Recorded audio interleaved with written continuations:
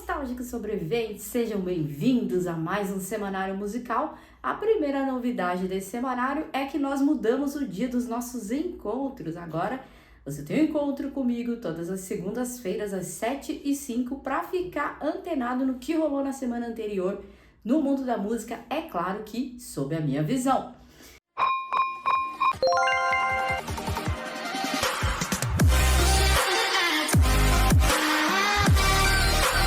Vamos então começar falando do que rolou no dia 5 de fevereiro, a 65ª edição do Grammy, a maior premiação da indústria da música. E a gente tem aqui alguns highlights, alguns destaques que a gente faz, que se faz necessário da gente comentar aqui, tá? O Grammy contou com algumas participações bem ilustres, né? Dentre elas a Madonna, que apareceu, os fãs disseram que ela estava irreconhecível. Teve ali a Jennifer Lopez e o Ben Affleck que discutiram, e geral queria saber o que eles estavam dizendo, a ponto de colocarem até gente para fazer leitura labial. E parece que, sei lá, o que o Ben Affleck tinha feito, que a Jennifer Lopez falou para ele ser mais amigável, e ele respondeu com um simples talvez. Mas os grandes vitoriosos da noite foi o Harry Styles, que fez uma apresentação musical lá na cerimônia, que sofreu algumas críticas, né? Algumas pessoas acharam que teve algumas falhas técnicas na apresentação dele. E a Beyoncé, mais uma vez, diva, levando vários prêmios para casa. Num deles, parece que um dos seus adversários, ali, um dos concorrentes, fez um comentário do tipo que o prêmio tinha sido comprado. É claro que ele negou tudo. Inclusive, o que rolou na última semana, se a gente pudesse resumir numa palavra, foi treta. Teve muita treta, gente. Teve tiro, porrada e bomba, teve briga séria, que daqui a pouco a gente fala, e teve essas coisinhas nível quinta série, que se você não quer brincar, não desce pro play, né? Além disso, o Grammy contou com algumas coisas que geraram algumas críticas. Por exemplo, por que o Taylor Hawkins não apareceu ali entre os homenageados, os falecidos, né? Os artistas falecidos homenageados. E, em contrapartida, o Nirvana foi lembrado porque mesmo quase 30 anos depois da morte de Kurt Cobain, a banda continua angariando novos fãs. Pois é, teve de um tudo nesse Grammy. Não foi dessa vez que a Anitta ganhou o prêmio, trouxe aqui para o Brasil o prêmio. Quem ganhou foi a Samara Joe e alguns internautas cancelar a cantora, criticar ela. De qualquer forma, parece que ela vem fazer um show aqui no Brasil. E é claro, o nosso destaque máximo do Grammy foi pro queridaço Ozzy Osbourne, que levou 2 prêmios para casa. De melhor álbum de rock com seu Patient Number 9 e de melhor performance de metal. O Ozzy falou, né, num comunicado, que ele é um, aspas, filho da puta sortudo por ter levado esses prêmios para casa, que ele estava muito feliz, que o álbum de fato foi um presente, ele teve a alegria de participar com vários artistas, de fato. Esse álbum, o último álbum do Ozzy, contou com muitas parcerias, dentre elas do saudoso Taylor Hawkins e também de um ex-companheiro do Ozzy no Black Sabbath, o Tony Iommi. É isso aí, esses foram os nossos destaques do Grammy, os nossos highlights aqui para a cerimônia. Conta para mim se você assistiu, o que você achou, que a gente quer saber. Agora voltando para as nossas notícias gerais, quem anunciou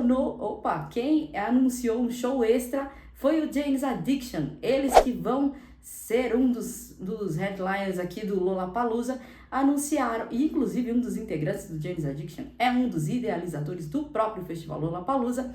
Eles anunciaram um show extra, um side show para o dia 23 de março. Eles vão se apresentar na áudio e os ingressos já estão disponíveis.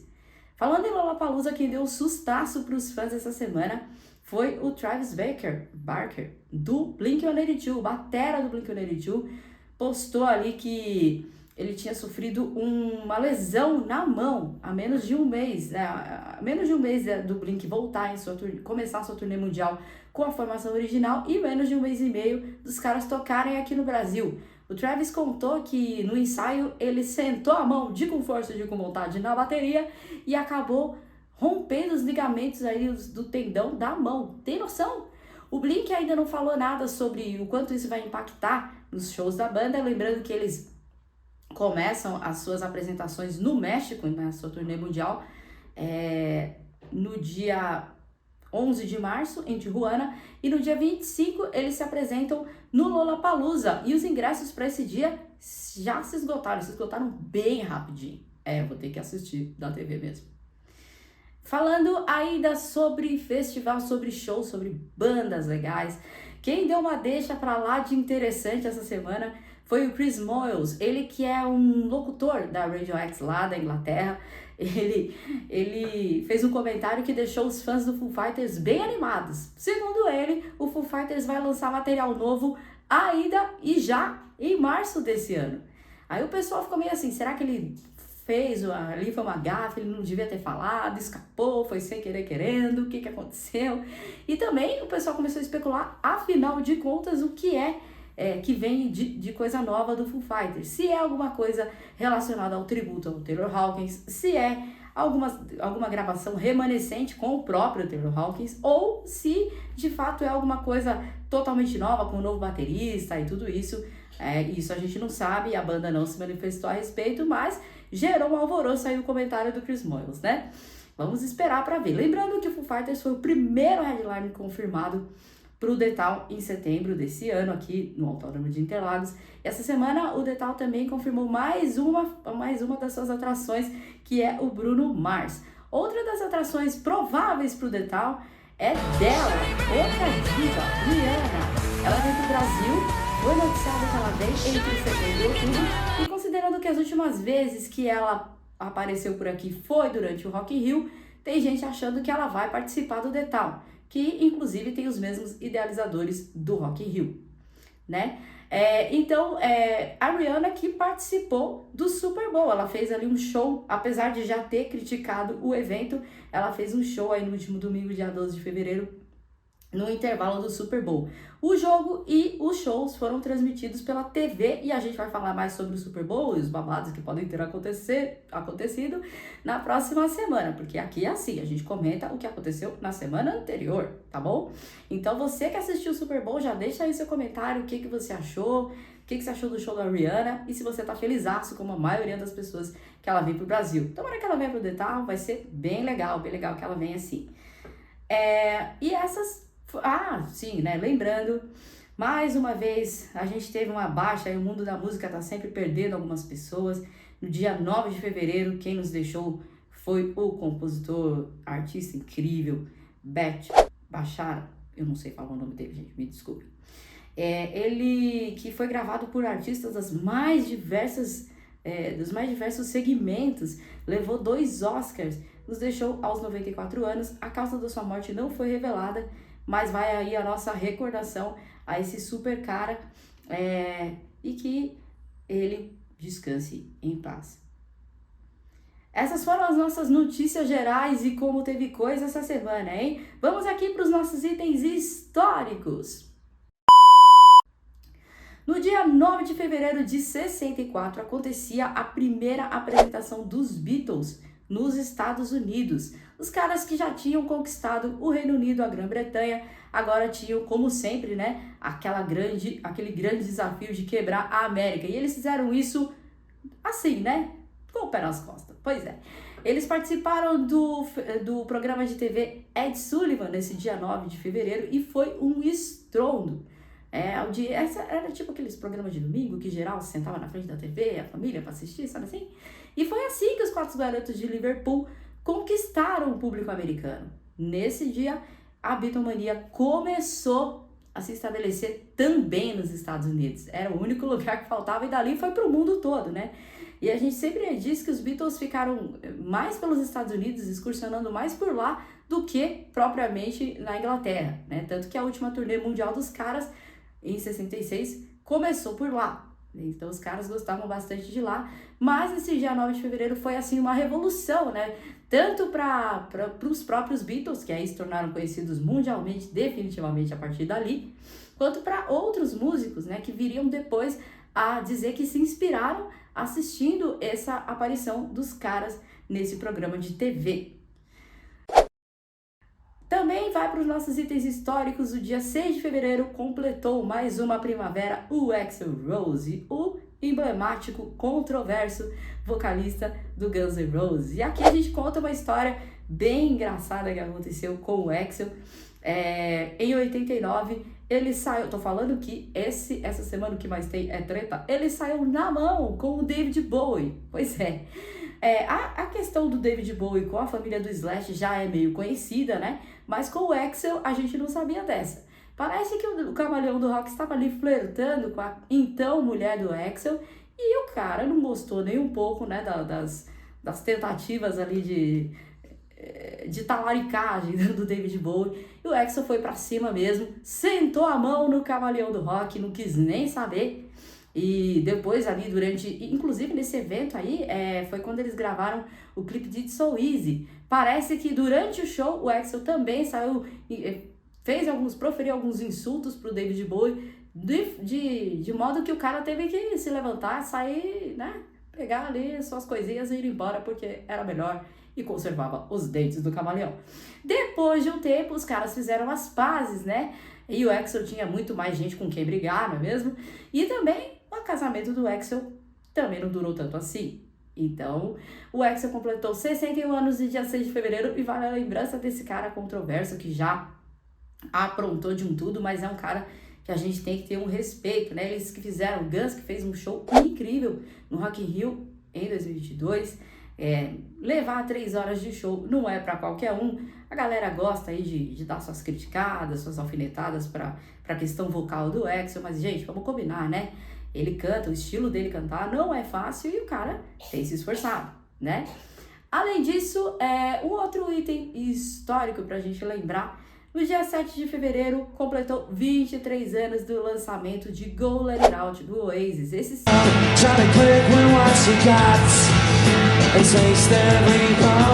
single foi um dos singles bem bacanas dos caras, tanto como com o seu lado A, quanto os lados B, que poderiam muito bem ter sido lados A do álbum Standing on the Shoulder of Giants. Por que é importante? Esse foi o primeiro single do quarto álbum da banda. Esse quarto álbum foi o primeiro deles fora da Creation Records e sem os dois integrantes da formação original. É um álbum mais, assim, experimental. Se você ouve Go Let It Out, você fala assim, oi, né? E mais psicodélico dos caras. Então, no dia 7 de fevereiro, eles lançaram este single, então completou 23 anos. Eu me lembro muito bem, sentadinha de frente ao rádio, esperando a Brasil 2000 tocar a música, e quando eu ouvi falar, oi, o que é isso? O que aconteceu? O que vem por aí? Então, vale lembrar, esses foram os nossos itens históricos. Nós vamos agora para o nosso aleatório. O aleatório da semana é bem bacana. O Red Hot Chili Peppers estava passando em turnê pela Austrália.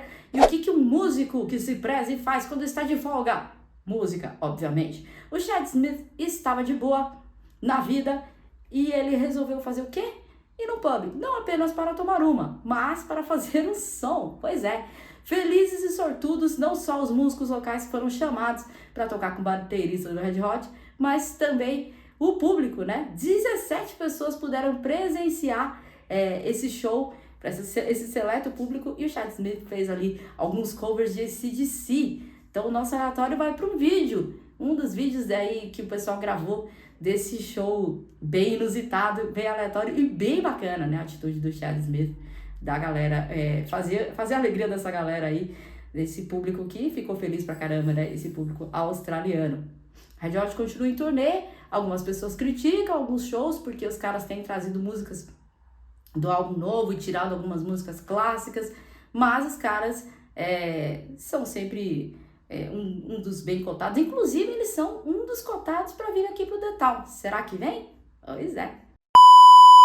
A nossa indicação de hoje, falando em músicas remanescentes, né, vai para a música Lost, do Linkin Park. And I'll never break away. Foi lançada no dia 10 de fevereiro, uma música que ficou muito boa e, na verdade, ela foi encontrada, Lost foi encontrado, é uma ótima, não é mesmo? Foi encontrada das gravações de Meteora e ela vai fazer parte de uma versão comemorativa de 20 anos desse álbum. Então foi feito assim todo um marketing para fazer o lançamento, né? A contagem regressiva do aniversário de lançamento desse álbum foi bem estilo início dos anos 2000, né? Os fãs podiam entrar ali no site da banda, baixar um executável, bem a nossa época mesmo, assim, fazendo a contagem regressiva, e no dia 10 saiu em todas as plataformas de streaming a música Lost, que eu super indico para você ouvir e me contar o que você achou. Eu já salvei aqui nas minhas playlists, porque a música é muito boa. Agora eu quero reservar um espaço bem importante aqui pra gente falar. O nosso Leituras de Minuto vai com certeza ocupar mais do que um minuto do seu dia. E eu acho que é importante a gente falar sobre isso. A notícia que rolou ao longo da semana inteira, e a gente vai falar do Pink Floyd de novo, mas dessa vez a coisa ficou mais pessoal do que nunca. Tudo começou com a mulher do David Gilmour, a Polly Sanson, fazendo alguns comentários sobre o Roger Waters, chamando ele de antissemita, falando que ele é a favor da guerra na Ucrânia e outras coisitas mais que não são nem um pouco simpáticas. O Roger Waters tentou, saiu em defesa, dizendo que ia tomar ali as providências cabíveis, não é mesmo? E por que ela fez esses comentários? Porque ele deu uma entrevista para um jornal alemão falando que ele estava começando a ver de forma diferente os discursos de Vladimir Putin. Gente, eu não entendo muito de política, eu vou deixar aqui na descrição do vídeo alguns artigos bem interessantes sobre o que o Roger Waters falou, sobre as reações. O David Gilmour, claro que saiu ali em defesa da sua esposa, parece que a nora deles é ucraniana, então é por isso que eles têm ali o que eles fazem ali em favor dessa questão da guerra. Parece que o ano passado mesmo, o Pink Floyd lançou Hey Rise Up, uma música para ajudar o fundo humanitário, né? Tudo que foi arrecadado com essa música foi direto para o fundo humanitário da Ucrânia. E é claro que o Roger Waters não participou dessa gravação. A coisa ficou tão séria que a galera da Rússia chamou o Roger Waters para discursar na ONU. E ele foi, obviamente. Ele foi e falou sobre a guerra. Na verdade, ele falou que ele estava ali em nome dos milhões sem voz e que guerra jamais resolveria conflito nenhum e que não se apaga um incêndio, né, jogando mais pólvora. Mas que parece que quem está jogando pólvora não tem pressa nenhuma de ver essa guerra acabar. Ele falou aí que a gente tem recebido apenas um lado da história, a gente tem recebido apenas uma versão sobre a guerra. Ele pediu, obviamente, o fim da guerra, né? Mas tem essa postura, esse posicionamento aí bem forte, que gera aí algumas críticas. Tanto pelo fato dele ser meio que contra tudo e contra todos nessa questão da guerra, também pela questão dele ter ido lá discursar na ONU. Ele recebeu críticas. Uma pessoa acabou comentando: Roger Waters, quem vai ser o próximo? Mr. Bean? Pois é. E é claro que a galera aí do lado do David Gilmour da história continuou chamando ele de antissemita. E aí eu abro uma discussão aqui com vocês, né? Até que ponto, né, os artistas têm esse... Porque assim, eles podem ter seu posicionamento político, e muitos falam sobre política, têm seus posicionamentos ali, mas a gente sabe que, infelizmente, algumas pessoas vão tomar partido por conta do artista e não por conta do posicionamento. Às vezes a pessoa nem tem um posicionamento político e por gostar do cara vai ficar do lado do cara. E a gente sabe que, é claro que tanto David Gilmour quanto Roger Waters tem ali a sua questão humanitária para falar sobre a guerra. Ninguém gosta de guerra, né? Mas a questão toda é que os caras também estão aproveitando para falar, para colocar suas picuinhas, né? Tanto que Roger Waters também soltou algumas farpas essa semana contra os seus companheiros de banda. Ele falou que está sim regravando The Dark Side of the Moon sozinho, porque afinal de contas o projeto é dele, foi ele que escreveu e ele vai lançar em maio, tudo repaginado, e é sobre isso. Além disso, ele também criticou mais uma vez o David Gilmour e o Richard Wright, seus ex-companheiros de banda, falando que o problema deles é que eles não sabem compor. Então é claro que tem muito mais água debaixo dessa ponte, né? Não é só sobre a guerra, tem ali as picuinhas. Então até que ponto o artista vai se posicionar como artista e com um posicionamento político?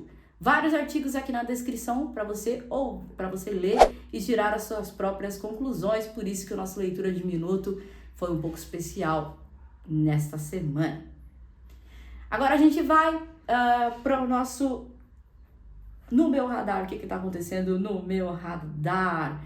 Em meio a tantos rumores aí de uma provável, possível e esperada reunião do Oasis, o Liam no domingo tweetou que ele sofreu, que ele fez a cirurgia no quadril. E o cara é rock and roll mesmo, né? Porque geralmente a pessoa substitui um só de cada vez. O Bonito foi lá e substituiu os 2 quadris ao mesmo tempo.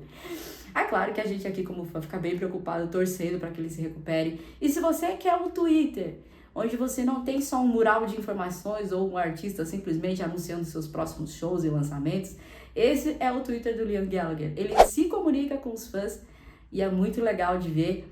Tanto que os jornais de lá pegam e fazem virar notícia, muitas vezes, o que ele posta por lá. E na maioria das vezes, não os seus tweets nos cumprimentando, mas sim respostas às perguntas dos outros fãs, né? Então, no domingo, ele agradeceu a equipe médica que cuidou dele, tá se recuperando. A gente sabe que é uma cirurgia que vai ali um tempo de reabilitação longo, né?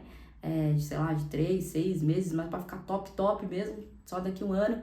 Então a gente torce muito, né? E a galera começou a perguntar se ele ainda ia conseguir continuar caminhando como quem carrega o mundo nas mãos, com aquela arrogância que lhe é peculiar. E ele disse que tá mostrando alguns vídeos para os seus fisioterapeutas de ele caminhando antigamente, para eles ficarem inspirados, que é assim que ele quer continuar, né?